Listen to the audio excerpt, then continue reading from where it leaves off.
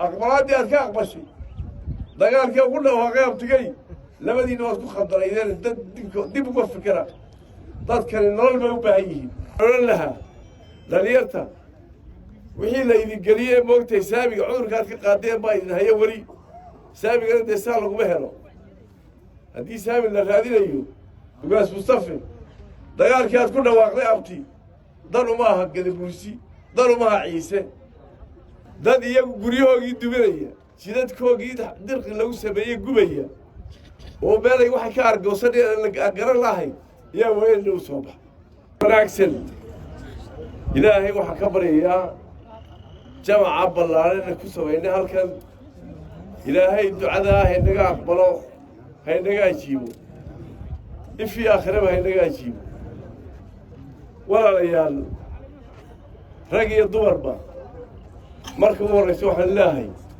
ciid mubaarak madax ha noqoto salaadiin ha noqoto shacab weynaha guud ha noqoto walaalayaal markii afraad baan tala soo jeedinayaa haddii aan nahay reer awdal waxa laynagu majiiran jiray amni iyo nabadgelyo hadda laakiinse waxa weeyaan meelo badan arka waa laynagu qoslaa waxaa laynagu qoslaa dadku haddii ay dhibaata timaado dee dhibaatada waxa weeyaan meeshay taalli iyagu wax ii wajahaa dad iyagu guryahoogii duminaya jidadkoogii dirqi lagu sameeyey gubaya oo meelay waxay ka argoosan garan lahayn yaa weyn loo soo bax waxaan odhan lahaa dhallinyarta wixii la idin geliyey moogtay saamiga cudurkaad ka qaadeen baa idin haya weri saamigana dee saa laguma helo haddii saami la raadinayo reer awdal amaa gadabuusi wuxuu degaa meelo badan buu degaa wuxuu degaa jabuuti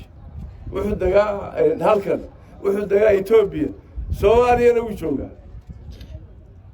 dee mafca halkan lagu waayay meelaha kale lagu helay anigu kuwa shakawan isweydiiyaa hadalladana meelaha kale aad bay u gaaban yihiin halkan dee waxaan ku afbaranayna kuma garanayo noocaan u dhaqanno waxaan tala soo jeedin lahaa waa dhalinyarta waxa weeyaan waa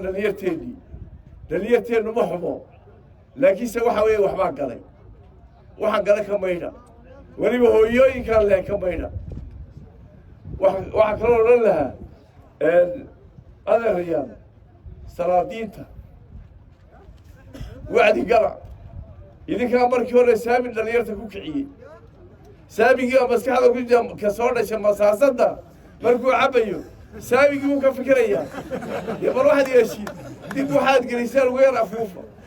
aad iyo aad maasanti mar hore waa la hadlay ugaas mustafe dagaalkii aad ku dhawaaqday abti dan uma aha gadabuusi dan uma aha ciise waa burbur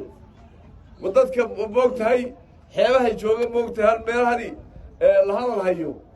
abaaraha haysta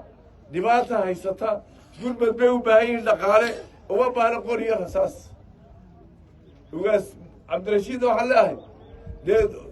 aqbalaaddii aad ka aqbashay dagaalkii ku dhawaaqay abtigay labadiina waad ku khaldanaydeen dib uga fikira dadkani nolol bay u baahan yihiin waa dad isdhalay waa dad walaalaha waxa weeyaan isdhexmarkaa xumaantooda nolosha xumaantooda intaan noolaa waxaan ogaa dadkaasoo nabad ku wada nool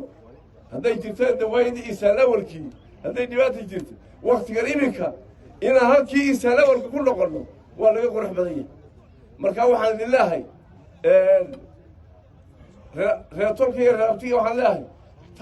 talaha looga noqdo sidaad u wada noolayn u noolaada lagaba macaashiyo dagaal iyo dhibaato